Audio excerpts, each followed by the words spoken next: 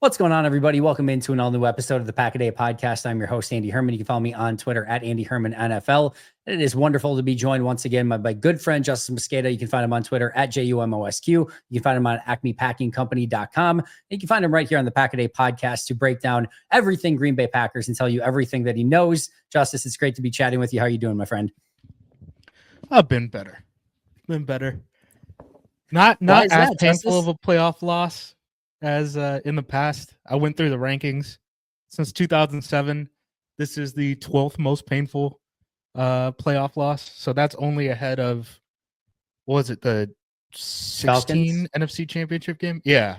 The game, I watched that game from a plane going to Mobile, Alabama to watch Senior Bowl practices and stuff. And all I could do was laugh. So. Yeah, that was the easiest. This is the second easiest. I didn't go through the rankings, but those are the only two on the top of my head that were, that even were in the conversation of like easy playoff losses, if you will. This was a pretty easy one to swallow. I very much wish that I could have had some hope and excitement and fun more than one play into the game, like literally right away, just punch to the gut, and it's like, oh, that's how it's going to be, huh? But you kind of knew, right? Not right then and there, but it's certainly when Philly counters with a touchdown. Love's first throw probably should have been picked off. Even the second special teams play right before that is a holding penalty on an awful return in the first place. It was like the first 6 plays, you had one decent run stop in there and everything else was an unmitigated disaster. I felt like I pretty much knew right then and there. Yeah. Not a fun game from the jump. I mean, even the review and stuff, I still don't know. Like, why even have a review then? If you're not going to overturn that one, that's the one that doesn't make sense. As the league hasn't made a statement or anything yet, right? Why would they? The only thing that they can do is what's like the possible outcome there? Like, unless they really feel strongly about it of like, oh, actually, there's this angle that we saw that he bobbled it and it actually wasn't. Like, unless they have something like that, I don't know why they would, because it probably just looks bad for them. I don't know how it could possibly look good at any, I don't know. Yeah. It's not good. It wasn't good. But hey, Keyshawn's done returning kicks. So we'll talk about that. I want to get your thoughts on that as well. We can start with that if you want. I'll let you go per usual in any direction that you want to go in. How are you feeling after this one? What do you want to talk about first, Justis? All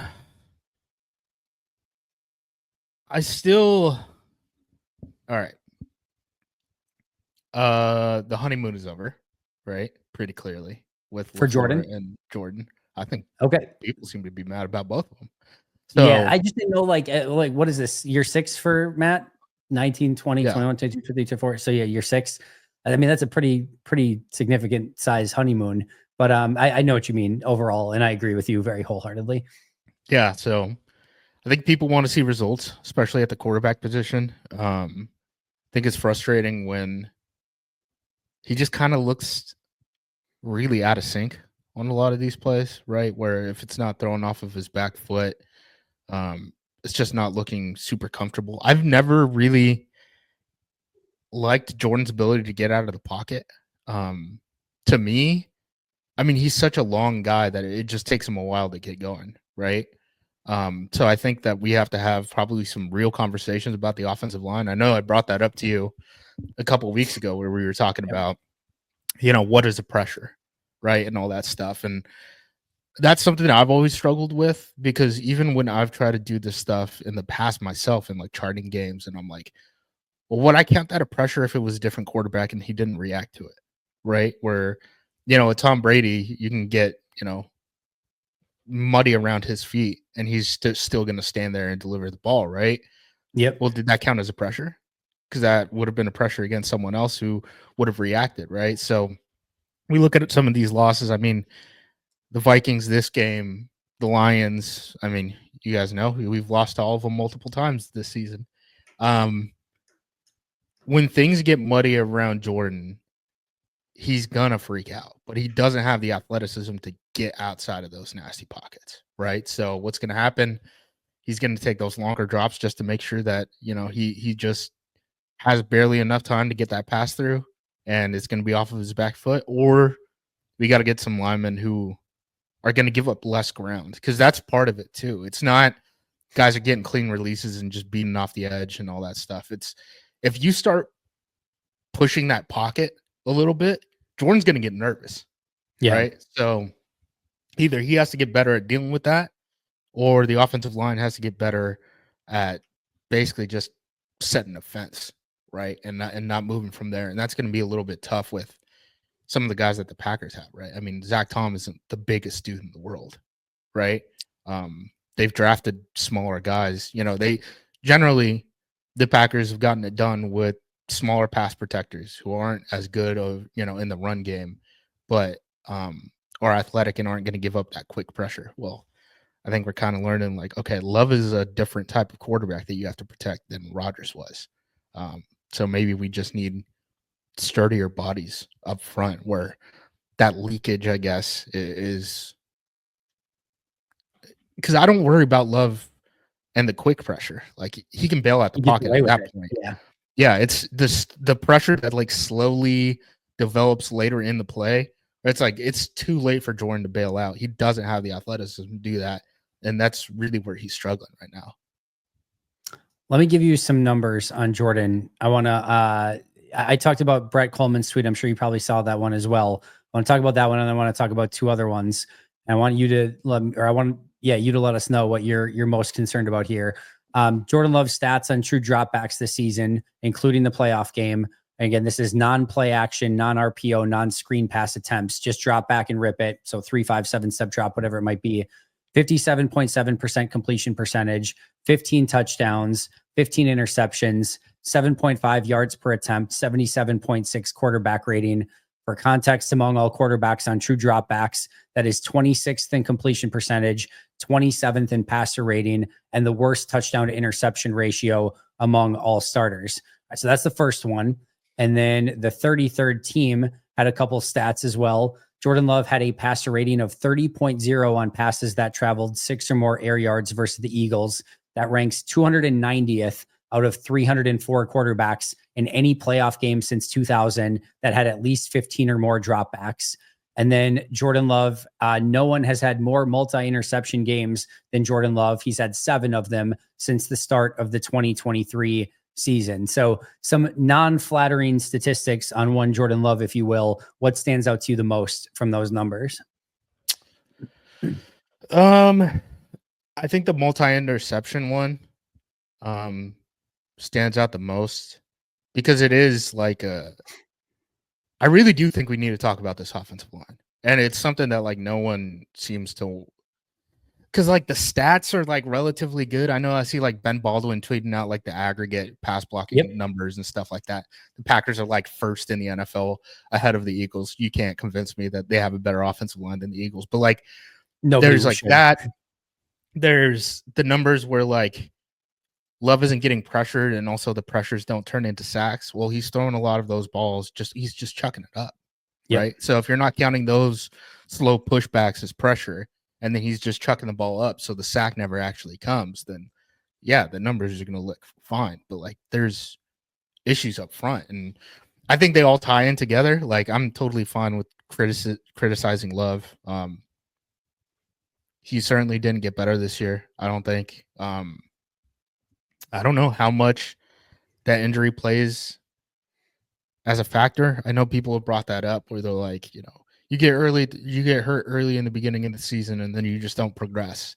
And I'm like, I don't know if that's how this works. Like, there were plenty of opportunities for him to at least, you know, have some relative return to normalcy when he did look healthy. So I think that should paint how you view this team moving forward, where it's like you can't have like any pressure around this guy right now. So either he has to get better or the offensive line has to get better, or you should just basically expect the same results. When you say offensive line, are you of the mind all 5? Is this a Myers-Walker problem? Is this I know Zach Tom had a rough game in this one, at least for his standards. Like, is this again all inclusive, or is there a couple people that you feel are more of an issue here? Like, how are you feeling overall about the 5 guys individually on the line? I don't know. I would just keep adding competition, honestly, because I don't know. Like, is Elton's contract a good contract right now? I don't know. Well, I can tell you this much: when Elton Jenkins was not in that game, it looked like a Yes. very good, it looked like give him 10 million more at that point, because that was an unmitigated nightmare with Travis Glover Travis and Glover, man, my Kadeem goodness. Telford. Yeah, that was so. Yeah, based on that, yes, give him whatever he wants at that point. In general, it's funny because of all of the big contracts. I mean, again, like you said, the Jordan one is certainly the honeymoon's over on that to some extent. The Jair one is mostly injury related, but not great. The Kenny one's not great. The Rashawn Gary one was not great this year. And then, like, of all of them, Elton's like the one I'm like, that's probably not great, but I'm fine with it, whatever. But it's Right. probably not great also, But then Tom is probably going to be looking at 20 million per. at least. Right. I mean, we got to Yeah. get used to that. And then, do we want to keep Ryan? Do we want to keep Walker? Myers isn't going to come back at least into a starting role next season because he's a free agent and he's injured, right? So Yeah. Jordan Morgan basically was a rotational guy, then got benched and then got hurt. Yep. That's not good, right? So I think real conversations there. I mean, I know everyone wants to add a receiver. I'm cool with that too. I think like just don't get your hopes super high up, right? T. Higgins is probably going to get tagged, and they're probably going to ask for a first-round pick. The draft is hosted in Green Bay. I don't think Green Bay is going to be able to when it's a proof of concept type of situation in Green Bay for them being able to host these events to actually trade the only pick that they own on the first day of the draft, right? So I'll take it a step further. First of all, I generally agree with that. It's just that it's not in Goody's operating procedure anyway. He's not going to give up a huge contract and first round pick in general for. Well, they tried to do it for DJ Moore, right? DJ Moore was one that they were trying to do. I mean, I know that was kind of a different situation because it was, in season. You were trying to persuade Rodgers, I guess, a little bit in that situation, but fair. Higgins is like the only wide receiver I think who like really moves the needle right now. I mean, Devontae Adams might become available, but like who knows if they want to add a guy who's that old. I think that's part of the conversation to have too. Is they added Josh Jacobs and Xavier McKinney because they were 25-year-olds, right? Yep. That's part of it too. So I don't know what this team does because there's not a lot of young free agents who are good. Milton Williams. What about Milton Williams? I guess. I mean, okay, I have a fun stat for you. Are you ready for this one? I'm ready.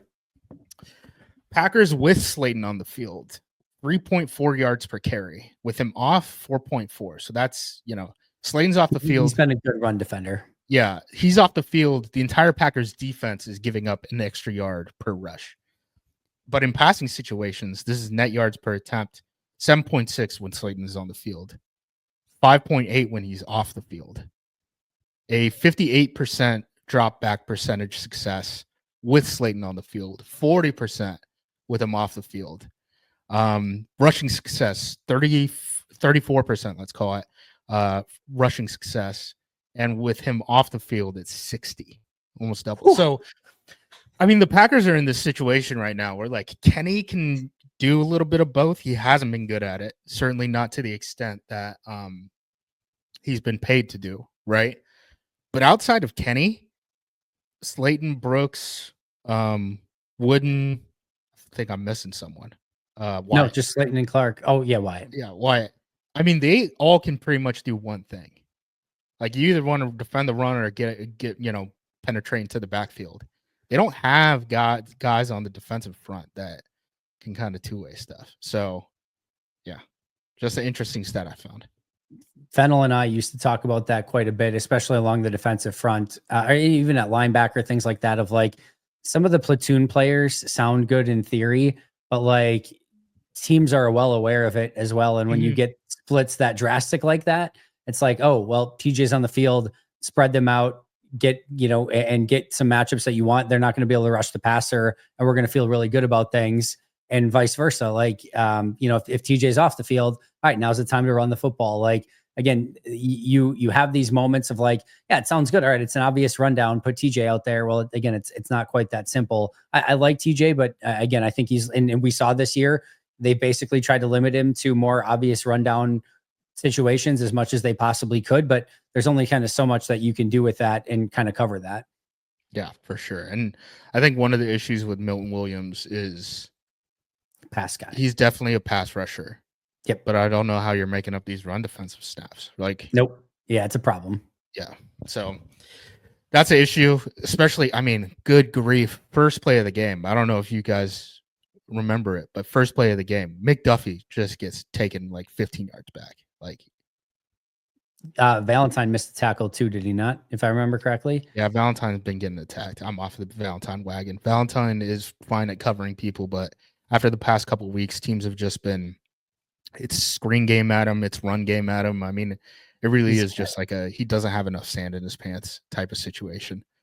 He's got to put on some strength, or he is also a rotational player only that's, right. You know, comes in and obvious, like it might be dime situations. Yeah. Because, you know, yeah, they're running right at him, and it was a problem in this game. Yeah, for sure. I mean, even what was it? Was it Goddard? I think it was Goddard. On that screen that they had when, you know, the Packers went that full blitz. I mean, it's 2 over 2. That's a bad decision. Like, if you're doing that in high school, you're yelling at your quarterback when it comes back on the sideline after throwing a pick, right? And you're like, why'd you do that? We're 2 over 2 right now. Why'd you throw that? But the Eagles just went to it because they were like, look, Valentine has to run fit right here. And we don't trust him to do that. And, you know, that's a little bit of a kick in the nuts too. It very much is. I want to go back to what you initially said about the honeymoon period for Jordan and for Matt. I just want to ask you flat out, do you feel like that's fair for both of them, that the honeymoon period is over? Is that a fair space for it to be in? Do they deserve more credit than that? Do they deserve more leeway than that? Or I guess maybe the other answer is it just doesn't matter either way. It's over whether it's fair or not. Yeah, I don't know how much it matters, right? Because you could say like, okay, Jordan Love is not immune to criticism anymore. He is also locked in with the team through at least 2027 with his contract, right? I think it's fair. I mean, there were expectations coming into the season.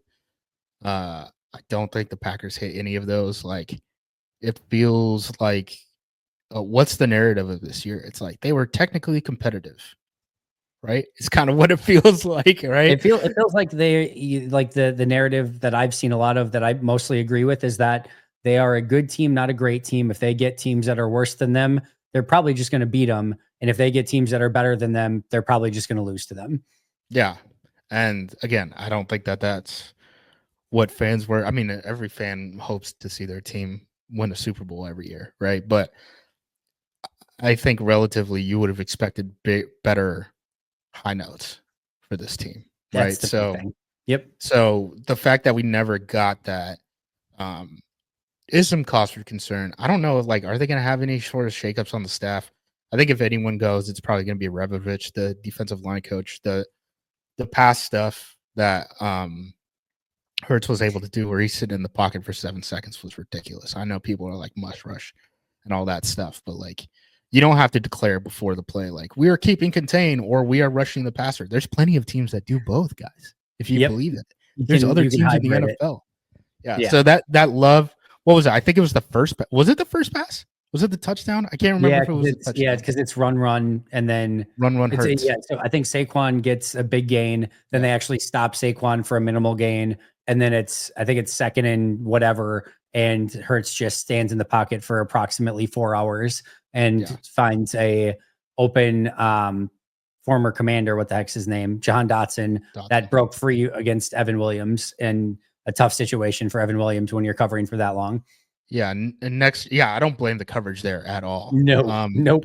Next Gen Stats had it. The second longest play that a quarterback stayed in the pocket since 2018. That's bad. That's on the opening pass of the game, folks. Yeah. So, I mean, this is also the defense too. If we want to talk about expectations, all you heard about was aggressiveness, penetration. Everyone just get their, pin their ears back. We never saw it. I think never saw it. The pressure came from the linebackers on blitzes. They did simulated stuff. That's fine. You know, you're still only rushing 4, but um, you know, a lot of those pressures came off of disguise. It's not the Seattle Seahawks stuff where, you know, you're playing the single high defense, and the reason that you're able to do it is just because, you know, your front 4 is just dominating opposing offensive lines, right? That's what they did when they had Michael Bennett, Cliff Averill, Bruce Irvin. That's what the Niners did when they had Bob Saleh, right?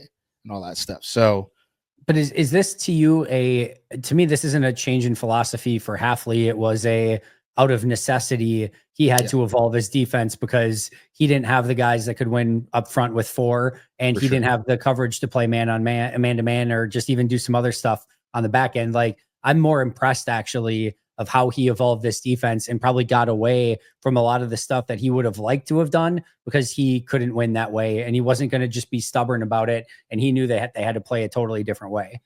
Yeah, for sure. And what it would have been the Vikings game is really when they started changing stuff up. The Vikings game was after the Lions loss, right?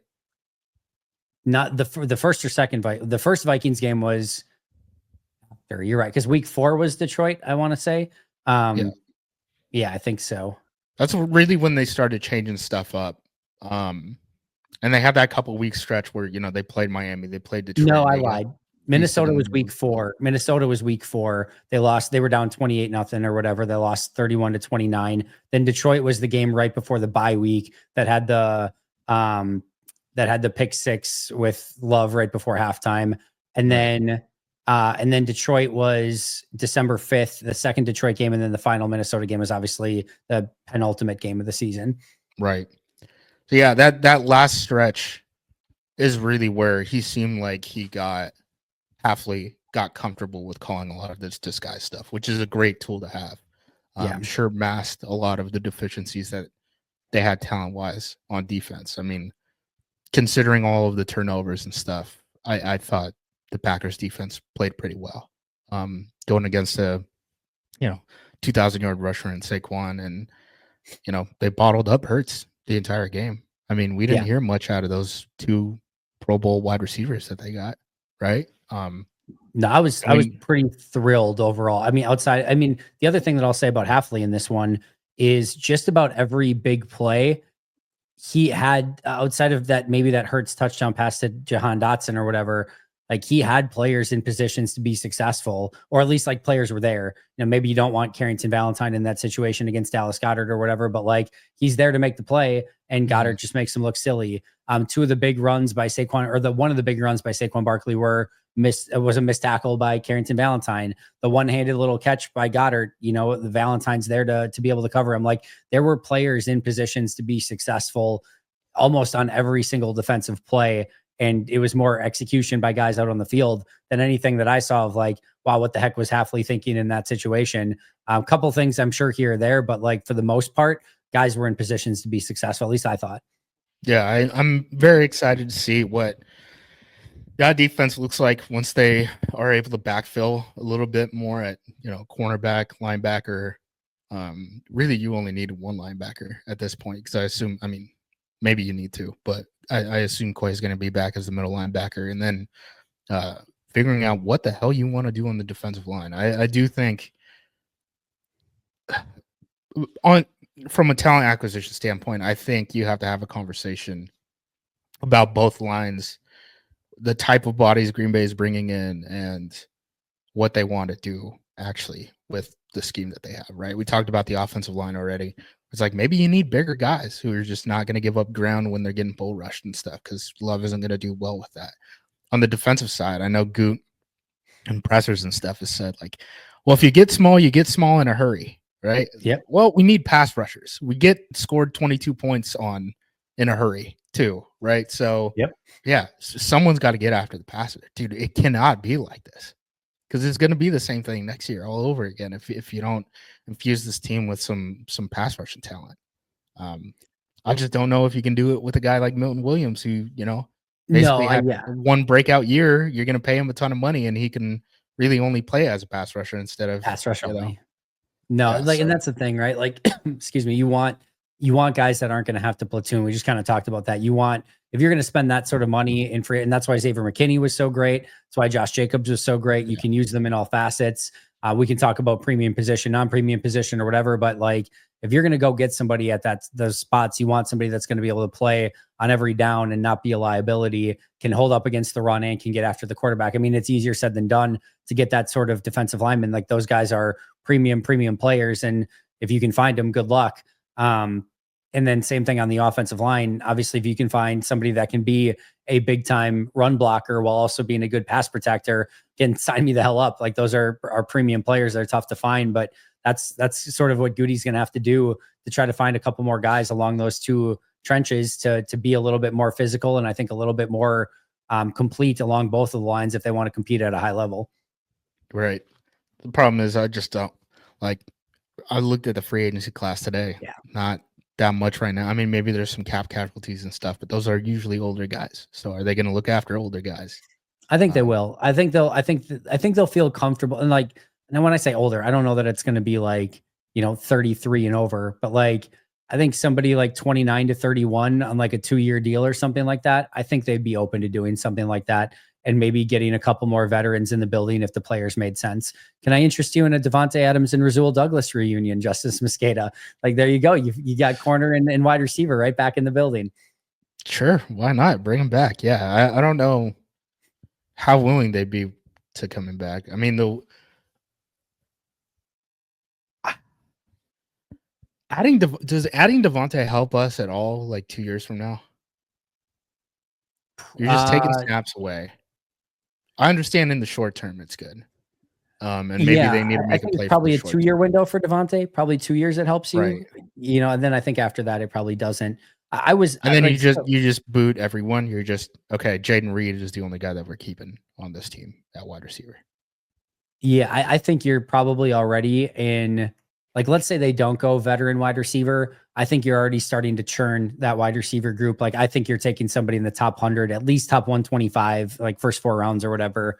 People keep saying we got to take one in the top 100. I'm like, we got to take a linebacker, we got to take a safety, or we got to take a corner. We got to take offensive lineman, defensive lineman, edge rusher. We don't have that many picks. We got a ton of money. I don't know what we're going to use. Situation, like just 3 picks in the first 3 rounds. I'm not used to that anymore. Yeah. So it'll be draft time will be interesting, and I'm not even like genuinely. I would not even like look at a mock draft right now. This team has so many things that it has to figure out in terms of like even like Jair staying or leaving, or are you going to restructure him? What's the situation there, and all the money that they have in free agency, whether or not they want to give the tackles money, long-term contracts, right? Like, the draft isn't going to be relevant until after free agency. I think Zach Tom is the only one that gets an extension of anyone that's on this route, like extension eligible right now, outside of like an unrestricted free agent. Like, again, Brandon McManus, maybe they take a look at TJ Slayton in some capacity if the deal makes sense. But I think, to me, the only one that's like extension eligible, I think Zach Tom's the only one they have a conversation with. Yeah. Oh, that makes sense. Yeah, that makes sense. Just based what did you think of Sean Ryan this year? I'm curious your thoughts. He was fine. I don't think they're going to restructure his deal like they did. What's his name? The kid from Ole Miss, who's our guard. I forget. Newman. Oh. Yeah, no, I know what you mean. Newman hit the incentives. I have blanked Royce Newman out of my memory banks, so thank you for that. I appreciate it. He hit the player escalator, the salary escalator, and they were like, "Here's the deal, dude.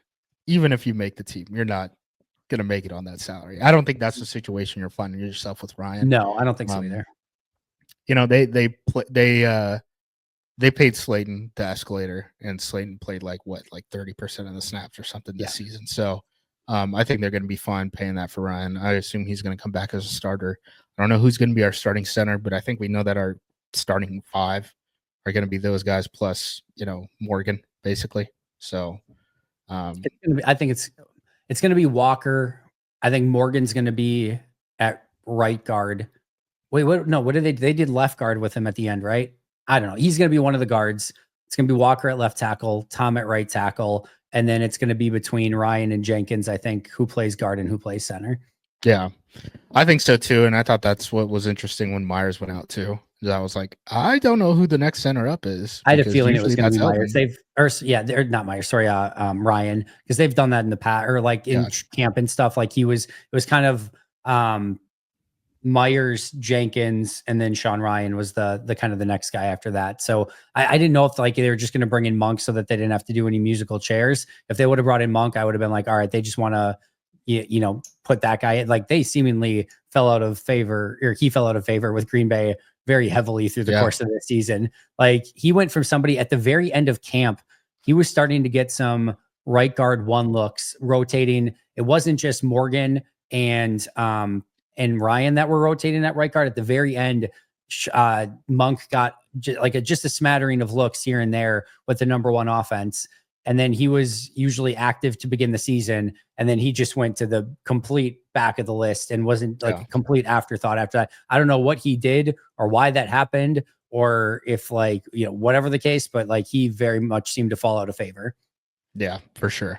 It was something that was noticeable with the inactives and stuff like you mentioned. And, guys like Travis Glover and stuff passing him up on the depth chart, which is, I still don't get it with Travis Glover. I got slightly excited when they went with Glover and I shouldn't have, but the only because I'm like, man, like they must really have seen something in him. He must have made a lot of progress since August. I was like to that, like I was almost excited about that because I'm like to kind of jump everybody to be that next guy up. I'm like, he must have done some pretty impressive stuff in practices that they feel like he's going to be the first guy up off the bench to jump Kadeem Telford and kind of everyone else along the depth along the offensive line. I'm like, I'm kind of excited because he's obviously a big guy. He's physical. Theoretically might be able to move some people. I'm like, let's see what the heck this looks like. And then I'm like within like 5 plays, I'm like, yeah, all right, I'm good. I'm done with the Travis Glover experience for 2024. I'm not saying he can't make a jump in 2025 or anything like that, but I'm like, what the hell? What was that? It didn't make any sense. Yeah. Not good. Firmly not good. Very, very not good. And like Telford didn't play great either, obviously, but like he even came in with like some energy. He was getting guys like fired up. Like he was getting guys up. Like he brought some energy at least. Again, not great, but yeah, I don't know. This is like the third time that they've made a questionable decision along the offensive line in a playoff game, and they just can't seem to quite figure out those decisions. Best 5 guys though, Justice. Best 5 guys. Did anyone stand out to you in a positive way from this game of like, any takeaway that you had of like, oh, that was good. That was fun. That was, a positive. I mean, Cooper kept doing stuff. It was nice having just Steady Eddie back there and Evan Williams. Yes. And then Josh Jacobs just keeps being a good football player. I know, shout out Ben Barnwell. I poked some fun at him. He's on the train. Like he can't get off of it. He's just, Josh Jacobs is bad. I'm just going to look at the stats and ignore everything else. I'm going to harass him next time I see him in Indy for the combine. Cause we've hung out and stuff. And I can't believe he tweeted that where he's like, number 1, number 2 are Derrick Henry and Saquon Barkley. And then 155th is Josh Jacobs in rushing EPA. I'm like, watch these games, dude. He's breaking through tackles immediately. Turn on any tape. Right after they have the stat, the Fox crew had the stat where it was, Saquon Barkley basically like doubles the NFL average in terms of yards before contact because his offensive line is so good. I'm like, we got to stop using EPA to like evaluate players. It just doesn't make sense in terms of the context. Like, just watch the games. Just watch the games. Running back, I don't know about you. Running back is one of the hardest ones to eval at times, just even in real time of like, what would another running back have done in this exact same situation? And like, even like the comparisons to like Aaron Jones and Josh Jacobs of like, who is better and stuff like that. I'm like they're 2 totally different backs doing totally different things. They both have some unique superpowers, both have some, a little bit different styles and some strengths and deficiencies and things like that. But I'm like, man, if you want to like argue that Jones would have been better, I think you're probably wrong, but like, okay. And if you want to argue Jacobs is better, I think that's probably right. But like, man, just two totally different styles, two totally different players. They're both really good. I think Jacobs was the better value add, and I think he was better in this offense. So whatever. Either one, they're both good. One of the cheats that we used when we were trying to basically just make like watch lists to evaluate running backs and stuff used to be when I was working for Optimum Scouting. So like they did consulting stuff with the NFL draft for both agents and teams, and then we did stuff with the XFL, basically filtering out tackles for losses. Tackles for losses are almost always a failure from the offensive line. That's something that fluctuates a lot from like team to team. So like yards per carry, I'm just never going to care about that. From a running back perspective, I'm really not. Like, if that guy's a short yardage runner, that's going to be impacted by that. If he has a bad line, that's going to be impacted by that, right? All that stuff. So vice versa too. If you have a really great line, your numbers are going to be inflated by it. I don't think like Barkley clearly is a very special back. So I'm not just saying that like in regards to him because his offensive line's amazing, but like I can't tell you how many times, like even some, like not all of them, but there have been some Chris Brooks and Emmanuel Wilson runs where like they're getting to the second, third level, and then like their only job is to like, can you make that safety miss? And then they can't make that safety miss. And it's like, well, literally, I think any running back in the league would have hit that same hole, got to the second or third level. And then it just comes down to, can you make that safety miss? And like, it just gets, it's a very fun / interesting position to evaluate, grade, say who's good and bad. It can be very subjective at times. It's an interesting position. Yeah, for sure. And I think linebacker is the other one, like the flip side of that, where I haven't seen a stat for a linebacker that I like. I'm going to be honest. Like tackles is the worst one. Oh, usually. Yeah. Tackle percentage, maybe like you can get into that a little bit, but especially again, if you're making once you get into like the assisted tackles and all that stuff, and you start talking to like gamblers and they're making money off of like DFS leagues where they just know some home stat crews like usually gives more assisted tackles than other people, and it's just like, all right, yeah, this number just has no value at all. Whatsoever. Tackles, brutal statistic. And again, a lot of those can also, you can AJ Hawk your way to a lot of 8-yard down the field tackles too. Blake Martinez was pretty dang good at that as well. All right, let's talk about the cornerback position really quick. You brought up Nixon, you brought up Alexander. Gut feel, Jair Alexander, Packer in 2025, yes or no? Today, no. If I'm being honest, I mean, bad vibes from the locker clean out. That's never good when he's like, I have nothing nice to, or I have nothing good to say. Why do you guys want to talk to me? I don't even know if I'm going to be here next year. Like, that's why I want to talk to you. Good grief. Yeah. I mean, I'm hoping he comes back on a restructured contract, and it's going to have to be a restructured contract. I don't like make as much money as you can, Jair, but like he's not coming back on what they have him slated for right now. Do you think his agent can get through to him that might even be remotely a good idea for him? Because I think he hears that and says, no way, release me. Yeah. So that's something that people have brought up too. Dude, Jair is such a weird guy. I have no idea how that plays out with him. I think there's I make the effort for sure. 5% or less chance he's back. I think there's 5% chance or less. Like, I mean, if that happens, it sucks because we paid him a bunch of money, and he very well might go catch a second win somewhere else. So that would not be within the division, of course, too. Oh my God, a Viking. Could they use a corner? Yeah. Oh, he would fit perfect in Flores' defense too. You know what's going to happen. He's going to play all 18 games or 19 games, whatever Minnesota plays next year, and he's going to do it at a flawless All-Pro level. Didn't even really think about that until right now. So you're welcome, Andy. This is but Green Bay's going to get Eric Stokes back, so it'll be all right. I'm gonna go back on that.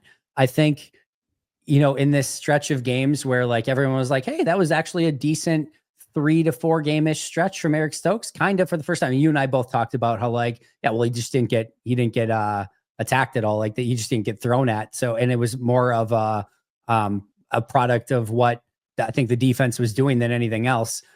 even in that situation, Green Bay was like, yeah, you're not playing anymore. Like they basically benched him even without Jair, and they went with Carrington Valentine, and they basically are like, yeah, we're good here. Like I think that probably is the writing on the wall of like they're going to go in a different direction there too. Yeah, and especially if your plan is to have Bullard in the slot moving forward, which it seems like they are, there's no you other want to, place for him anymore. Like yeah, Evan and Xavier are going to cover those two safety spots for the foreseeable future. Catan looked good in a backup role. Like I don't think there's a spot like really for him on the field anymore at safety, barring injury at least. right. And then at corner, you're looking maybe we can steal a roster spot for maybe a wide receiver or something like that because of the uncertainty at wide receiver, and Carrington Valentine and Nixon are already going to have to be guys who are competing for playing time. Like what value does Stokes even bring to us if he's not playing special teams, right? No, none. That would be one of the only thing that I could see is the exact, because he would be eligible for the same thing of like Dylan got, right? If I'm not mistaken. Yes. Yeah. If he signs that deal, if no one else gives him, if no one else wants him, I mean, maybe we'll see. I mean, Kevin King got work this year. I have no idea how that happened, but who'd you say got work? Kevin King. He got signed by the Falcons this year. So like, I don't know. Maybe someone is interested in Eric Stokes. Maybe. Yeah. You know, all it takes is one GM who liked him in the draft and had a first or second round grade on him and is like, yeah, we'll take a flyer on him, give him $500K guaranteed. And if it doesn't work out, no big deal. Like we'll live with that. It's just going to take all it would take would be one.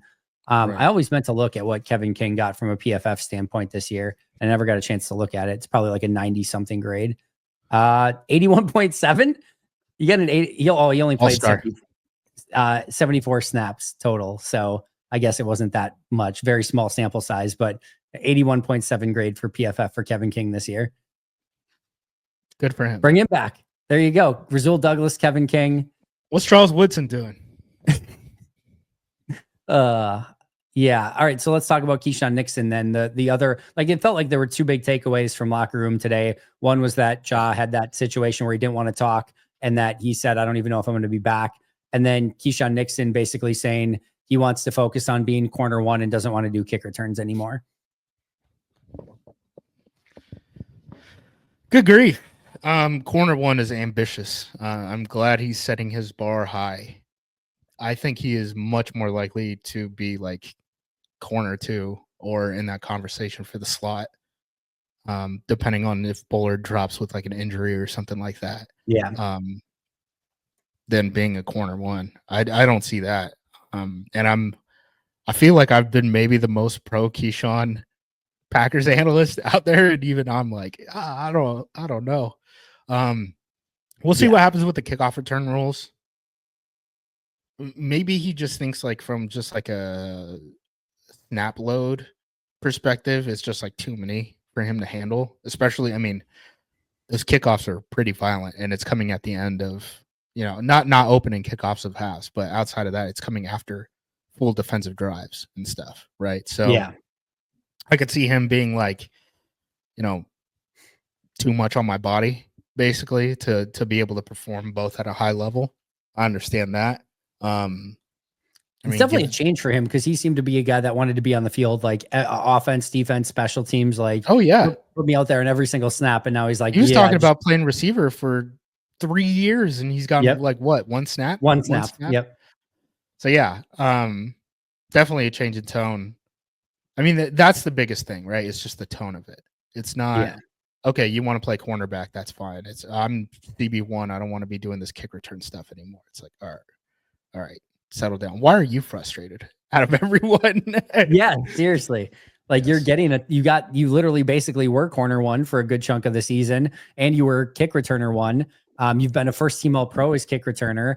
I'd have to look at it. It didn't seem like he played a ton of special teams outside of that. He was not the punt returner anymore. Like it would seem like that was a pretty dang good overall position for him to be in. So yeah, that was a weird sort of tone / situation. I did not see that coming from Keyshawn. I'm not upset by it because I think 2022 Keyshawn has not shown up in 2023 and 2024. I don't think that same kick returner has sort of existed. Part of that's the rules and whatnot, especially in 2023.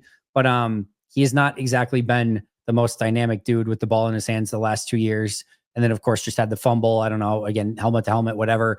But yeah, I'm Marshawn Lloyd. Are we Marshawn Lloyding the kick return next year? Yeah, I mean, those are usually the guys that you want back there. It's more of, a running back type of body. There's not that many defenders who are returning kicks and stuff. I would think you would look at the running back room for sure, because it's especially the way that they have it now. I mean, it's run play, right? Yep. You really just want explosiveness. I mean, you're making one cut. You're trying to make guys miss. You're doing jukes at full speed. It's not like punt return where it's a whole lot of, spinning back and forth, just like kind of being a water bug out there. So I would definitely look at the running backs to kind of fill that role. Yeah, I think that makes a ton of sense. And they certainly have the depth at that position. The one other thing I wanted to talk about just before we talk about a couple other things, just to nerd out on really quick, because this is sort of a perfect conversation for you and I, if nothing else, reserve future deals. So we don't need to go into too much depth here, but the Packers did sign 12 of their practice squad guys to reserve future deals: Deslin Alexander, Omar Brown, James Esther, Kamal Haddon, Alex Hale, Marquise Hayes, Julian Hicks, Donovan Jennings, Cornelius Johnson, Kalen King, Jeremiah Martin, Messiah Swinson. Can you name which one of those names that I just made up? I'm just kidding. They're all real. I was like, those all checked out to me. So yeah, they are. I'm just messing with you. They're all good. The 5 players that they did not sign, at least as of yet, to reserve future deals: Deshaun Fenwick, the running back; Alex Magoo, the wide receiver; Michael Jordan, the offensive lineman; Michael Barrett, the linebacker, which was slightly interesting because they just called him up for that final regular season game; and then Ellis Merriweather, the running back, who was on practice squad IR. So I don't know if there's a more serious injury there, what the situation is, but those are the 5 that did not get signed to reserve future deals. You may have no commentary whatsoever on this, and that is totally fine. Any thoughts on who they brought back / did not bring back? I do have thoughts. Again, Spicy. XFL stuff, right? So like, we were pinned down on practice squad, practice squad coming-ins and goings, reserve futures deals. This was a massive part of my job in the past, unfortunately. I will say, guys that they returned, only guys that you should probably care about, spend any mental energy on: Omar Brown. He was called up for, I think, 3 games. He might At be least 2, interesting. if not 3, yeah. Yeah, because Zane Anderson might not be coming back next year because he's a free agent, right? So Omar Brown, yes. Ah, so lame. Omar Brown is a guy that the Packers could potentially just squat on, have him compete for a roster spot, and maybe he makes the 53 as like the 5th safety, 4th, 5th safety. He's a special teams dude. Exactly. Donovan Jennings, he's got a real shot. He was a guy who got hurt at the end of camp. He was a guy who was given a big signing bonus by the team. He was a guy that they brought in on a pre-draft visit. This is a guy that they seem invested in, right? Yep. He was USF's left tackle. He did well against, was it Will Anderson? I can't remember if it was Will Anderson against Alabama. I think it was Will Anderson. Yeah. He's moved into guard now, from what I understand. Mostly from tweets from guys like Andy who are watching them in camp. So maybe he could tell us a little bit better. Yep. No, you're right. You're right. Jennings is a guy who I think has probably a shot to make the roster next season as kind of one of those depth offensive line pieces. Then Caleb King. The Packers only have, I believe, 3 cornerbacks under contract moving forward. So Kalen King being there is another one of those guys who can compete for a roster spot. Are you including Javon Bullard in those 3? Jair, Nixon, and... Jair. Okay. My mind is already that Jair is gone. Okay, we're good. Okay. Yeah, right now they have 3 corners under contract before they sign Kalen King. So and Kamal Haddon, then to the other practice squad guy that they signed. Yes, and he also I missed his name. I'm sorry about that. He was also a guy who got called up too. And he was a draft pick last year, not by us, by Kansas City. 6th round, I think.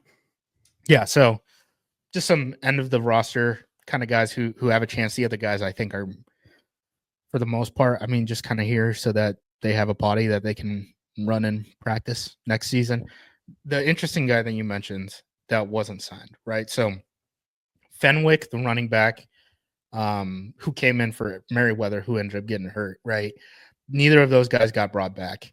I don't think that's a surprise. They have 4 guys under contract already. You're already trying to figure out how the hell do we get Marshawn Lloyd on the field.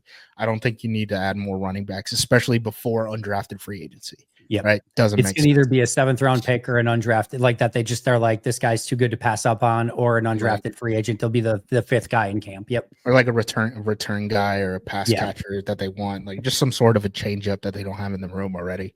They didn't bring back Michael Jordan, Alex Magoo. Those are guys who have been in Green Bay in previous seasons, were added mid-season, right? So I think those guys make sense. I mean, those guys are going to be available if you want them later. You don't need to sit and stash them. The guy that it was surprising was Michael Barrett, because the Packers only have 3 guys under contract at the linebacker position. Barrett was a draft pick from, I believe, the Seahawks or Panthers. I can't remember which one of those actually ended up taking him. And he got activated. So you would think that that's a guy that they wanted. I mean, maybe he's going to sign with another team where he believes, maybe he has a little bit better of a chance to make the roster next season.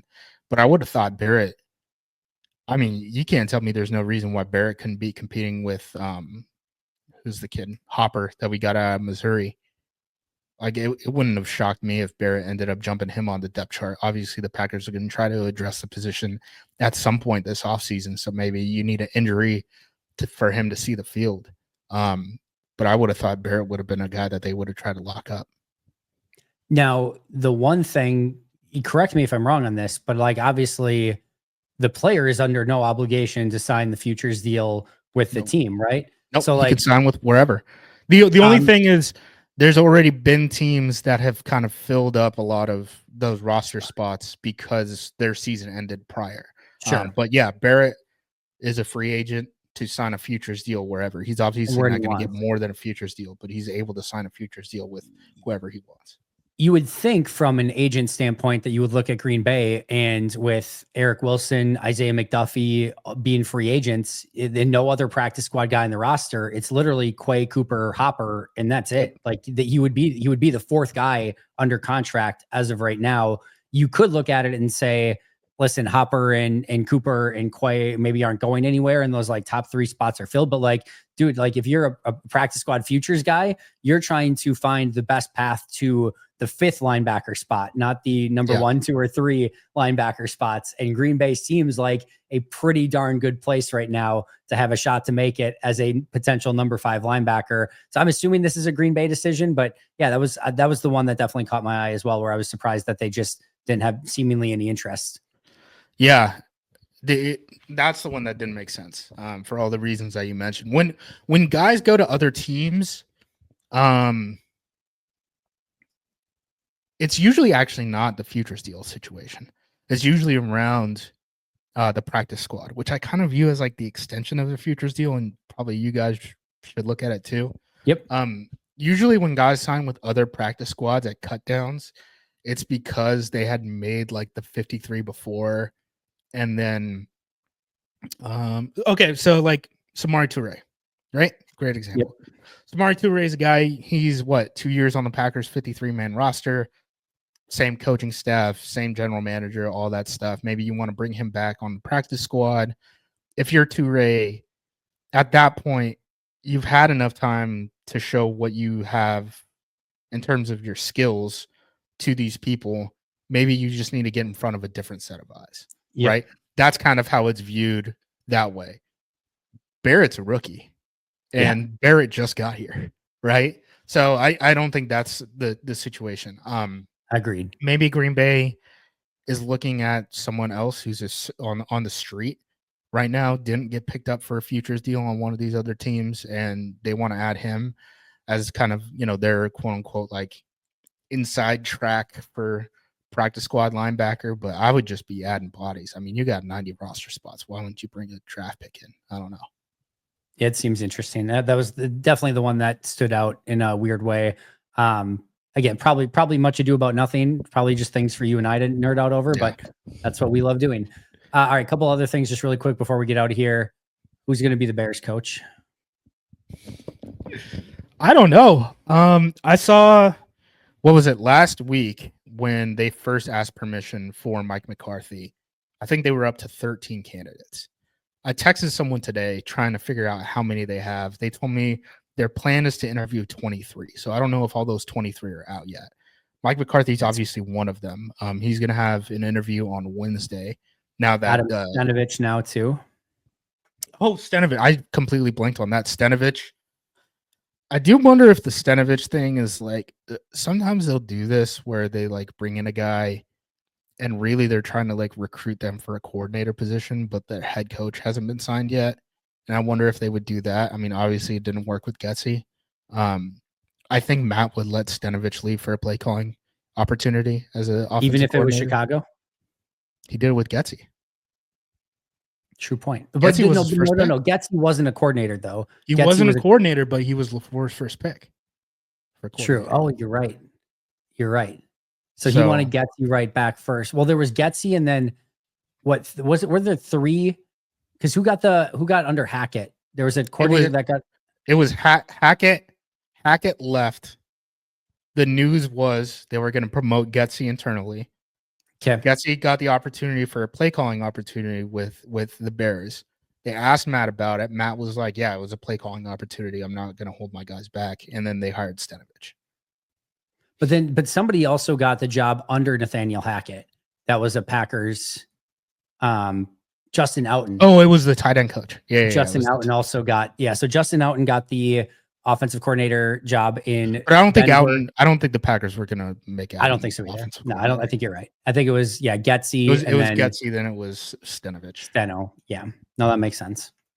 So yeah, I mean, I think that he would let him walk for a play calling opportunity. Now, if Mike McCarthy's hired as head coach of the Chicago Bears, is Stanovich going to get the play calling opportunity? I don't know. I mean, wasn't there? I'm spacing on his name. He used to be our DB coach.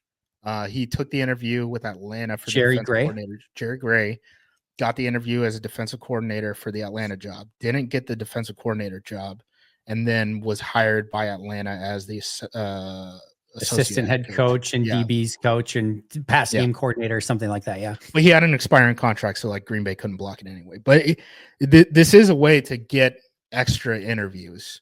Yeah. And even if you don't want to fill that job with that guy specifically.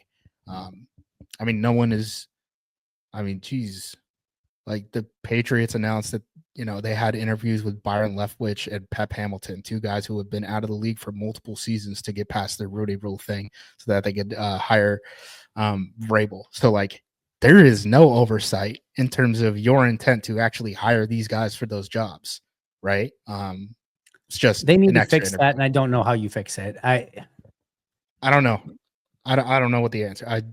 I love the fact that there's the incentive to develop, minority coaches so that, and if they get hired, or even front office personnel, if they get hired, your team is going to get draft compensation for that. Like, I think that's really smart. I think making it so that you have to, again, like go through this fraudulent, interview process when you're going to hire Mike show. That doesn't look good for anyone. It doesn't look good for the league. Doesn't. And then those same people also get like pressured to not take those interviews because then they're like, because they know it's fraudulent. Yeah, right, exactly. And it's like, what are you doing for your coaching community? It puts everyone in a really bad spot, man.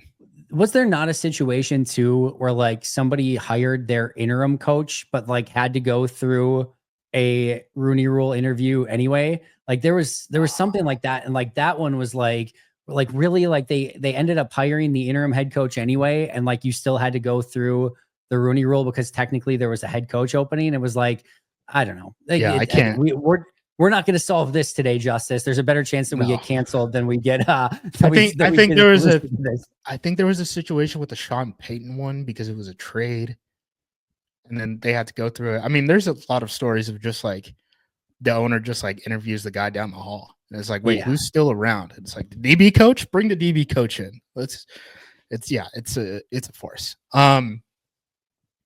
But yeah, so Stanovich, maybe an offensive coordinator elsewhere. I will say Seahawks job is open. That is one to watch. I'll say that's some buzz. That is not me reporting, but that is some buzz from agent community being like that might be a match there. So Yeah. I wouldn't be surprised if he ended up becoming the play caller in Seattle. If the Packers offensive coordinator job does open, I just assume LaFleur is going to hire Getsy. Getsy is in town as an analyst right now. He's been back at practice. Was fired midseason from the Raiders. What's Hackett up to? What's Nathaniel Hackett up to? He's probably still just cashing checks, honestly. I mean, Good for him. Wait, no, he was still with the Jets. They just demoted him, right? Yeah, they just no longer had him be play caller, but they kept him as offensive coordinator. The Jets are a mess, dude. I don't know. That's another team. If we're talking about big, wide open head coaching searches, I think the only thing the Jets know is that Ben Johnson won't take the job. And outside of that, they're like, bring in everyone, man. Who cares? Yeah. John Eric Sullivan to see what the Bears do. Second interview. Oh, go ahead. I'm still interested. Like from a Bears standpoint, I feel like it might still be like Kingsbury, like especially after the Commanders pick up a win in the first round. Like, do they go Kingsbury? I mean, that kind of works against these guys sometimes, though, right? Like because they can't hire someone sooner. It doesn't seem like Chicago's work. Like they're going through they're like you said, 23 people. Like they're doing 23andMe. Like it seems like they're going to go through and really take their time with this thing, though. So yeah, we'll see. John Eric Sullivan's another name to watch. He's the vice president of player personnel for the Packers. He got a second general manager interview set up with the Tennessee Titans. The guy running the search for Tennessee is what's his name? Chad Brinker, I believe. He was in Green Bay since like 2003 or something like that. He was in Green Bay for a long time. They had a bunch of crossover. The league actually had to send out a statement that told teams that they could not block people from interviewing with the Titans general manager position because Brinker seemed like he was in so much power of that Titan search that they were uncertain who was actually like the primary front office person. So Brinker is basically going to hire his superior, but teams cannot block this whole situation happening. So, there's Green Bay ties there. John Eric Sullivan's got a second interview. I wouldn't be shocked if he ends up becoming the general manager of the Titans. My only exposure to him is really like draft day stuff where he comes in and, talks to the press and stuff like that. Seems impressive. Don't really know what his day-to-day is like in Green Bay. Yeah. There's no all 22 for front office personnel. Unfortunately, we can't watch the tape and be like, oh, look at him scouting so-and-so, or like, look who he had as number one on his draft board last year. That'd be the most info I get about like front office guys, unless I'm like friends with someone or they're friends with someone, is basically like, oh yeah, he's their cap guy, right? Or just vague statements like that. I'm like, I have no idea how to evaluate that at all. Well, it's like when Ed Policy became the new like president and CEO. It's like people want to like, is this a good hire for Green Bay? I'm like, dude, I haven't seen his TPS reports. Like, I don't know how I'm possibly supposed to evaluate this, but sure, seems fine. But yeah, I have no idea how I'm supposed to go about doing that. Something like Steno as offensive coordinator. People want to be like, I've even seen some lately with the Packers offense struggling of like, oh, the Packers need to meetings. Fire. Yeah, it's like an administration role. Basically, yeah. But like every once in a while, I'll see like, well, the Packers need to fire Adam Stenovich. I'm like, what are you possibly basing that off of? He's running meetings. He's taking stuff off of LaFleur's plate so he doesn't have to spend all that time doing, planning for meetings so that he can still be in the quarterback meetings and stuff like that and still be the play caller and still run the team. So, yeah, I don't like if Getsy becomes offensive coordinator, it's a very different job than the job that he had with the Raiders and the Bears. Yeah. Yeah, which I'm sure it'd be totally fine. Getsy seemed like a creative dude. Obviously not great tenures as the play caller, play designer, etc. But like you said, it's Matt's offense. Matt's the play caller. Getsy can do his creative stuff on the side and do the administrative stuff, and I'm sure it'd be fine if that's the direction that they went in. It would be him or Jason Vrabel, I think, would probably be the two likely names in that situation. Because what Vrabel has passing game coordinator title already, right? I'm almost positive. Yeah. Yeah. So. Cool. Last thought. Who wins the Super Bowl? Who's your favorite right now? The as we're recording this, the Rams are up 10-3 on the Vikings, by the way. Oh,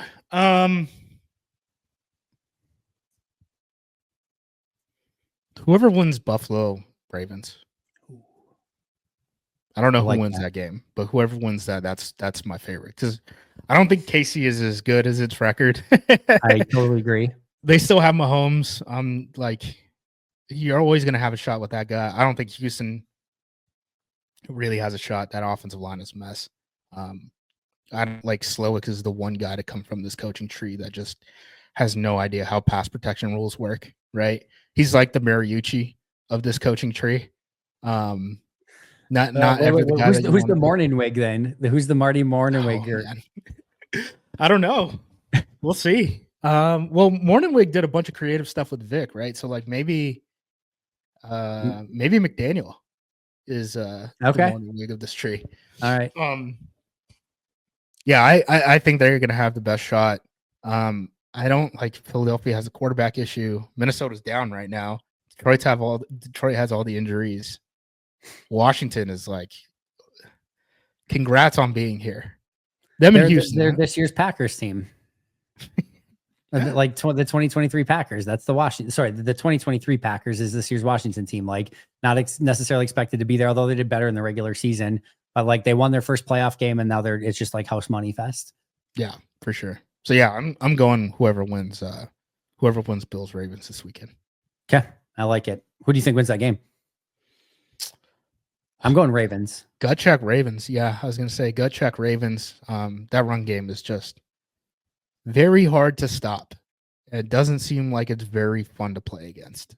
So that Lamar Jackson play before halftime was like, not that again, like we know how special he is, but like, I don't know, maybe it's stupid. Maybe there's a level of stupidity in there too, but like his ability just to navigate all of that, understanding that he's got like 3 seconds left, 2 seconds left, and then bip touchdown. Like he's unbelievable. He's so fun. Dude, so many kids are going to be wearing number 8. That was my prediction as soon as he came into the league. I'm like, he's going to be an entire generation's like favorite player. Big time. My youngest, it's all Lamar Jackson. Like that's the only player he talks about. So it's the exciting players. It's gonna be that way for you don't see a lot of 18s walking around because Peyton Manning was good at quarterback. He wasn't very exciting, right? But you see a lot of 7s from people who are fans of Mike Vick and stuff. So Lamar Jackson, it's the Manning to Vic or Manning to Lamar is like Tim Duncan to Kobe. Like right. Tim Duncan is amazing, like one of the all-time greats. Top 50 easily, probably way higher than that. But like nobody's getting the big fundamental jersey, right? It's all Kobe number 8s and 24s. So there's definitely a little bit difference there with flair and pizzazz and all that stuff. Yeah. Favre was another one of them too, where people grew up, playing in their backyard, wanting to be Favre in a way that they didn't want to be Peyton Manning. Yeah. Dude, I took so many Vicodin too. No, I'm just kidding. Yes, that was very much me in the backyard. I would have, I would do, because that's when they had the quarterback competitions, which were actually like fun and awesome. I would have, I would do my own quarterback competitions in the backyard, and I would have cones set up with a different quarterback's name on it. So I would go back to passes. I was Dan Marino and hurl the ball as far as I could, and then place the cone where I threw it for Dan Marino. And then I would do just Brett Favre and just everyone, and just see like who came out the winner of my own individual stupid 8-year-old quarterback competition. So I know these very, very well, and exactly what went into that stuff. That's so funny. The other true story is Favre was obviously so good at the hard count and the cadence. When I did like my very first football league, I like could emulate that stuff for some reason. So I had Favre's cadence. And so I would be like, and I had like the voice, like at age 7, 8 years old, whatever it was, I had the voice inflection and everything. So I'd be like, already down set. And then like literally every single 7-year-old in the whole world would jump off sides. And I swear, like this was me at quarterback. I swear to God, we would literally go the length of the field on hard count. We would literally go from one end of the field to the other just on cadence and hard count. But I sucked at everything else so bad that I could not convert as the quarter. So like they had to bring in another quarterback to like actually get us into the end zone, because I would get like nervous and just like throw all over the place. Maybe I needed the Vicodin, but I could literally hard count us right down the field, and like they would just jump off every single time. And so yeah, thank you, Brett Favre, for your cadence, because in youth football it literally got us down the length of the field. So that was my one good thing as a quarterback. I was gonna say youth football. I remember youth football. and whoever your star athlete is, right, is like, I want to play quarterback, and then they realize like, oh, I'm just a handoff machine. They're like, I Yep. want to play running back now. Yeah. So yeah, that was it. Like again, once we got there, like other than handing off, I did not have the dynamic ability. I had a decent arm, but no, I was used wholeheartedly for my cadence. Nobody learned anything on how to play football that year, other than maybe some defenders on how to not jump off sides. That was the only thing anyone learned. But yeah, that's my youth football story. Fun times. Justice, you are incredible. I thank you so much for your time every single week. We'll have to definitely do this again soon. We'll talk offline as to what kind of cadence we have this off season. But thank you so much all season for all of your insights, efforts, time, everything. It's always entertaining. It's always fun. It's always educational. So appreciate you a ton. Where can we find all your awesome work? Yeah, acmepackingcompany.com. We got a bunch of stuff on what the roster looks like right now and what it potentially could look like moving forward. I'm probably going to do a bunch of deep dives into free agency first. I'm going to watch these prospects. I've watched like all the top 100 edge rushers, but that's really the only opinion that I have on these guys right now. So don't expect a ton of mock drafts anytime soon from yours truly, but I am going to be looking at free agency and trying to figure out how in the hell the Packers are going to spend this money. Yeah, well, we can't do mock drafts yet because we don't know which 21-year-old has a 9.98 RAS and that is a developmental player for the next 3 years that they're gonna take in the first round. Once we find that out, we'll be good to go. Shamar Stewart, A&M, big old there defensive. There you go. You heard it here first. Thanks again, Justice. We will be in touch soon. You can find him on Twitter at JUMOSQ. You can find me at Andy Herman NFL. That's going to do it for us today. But until next time, and as always, go Pack Go.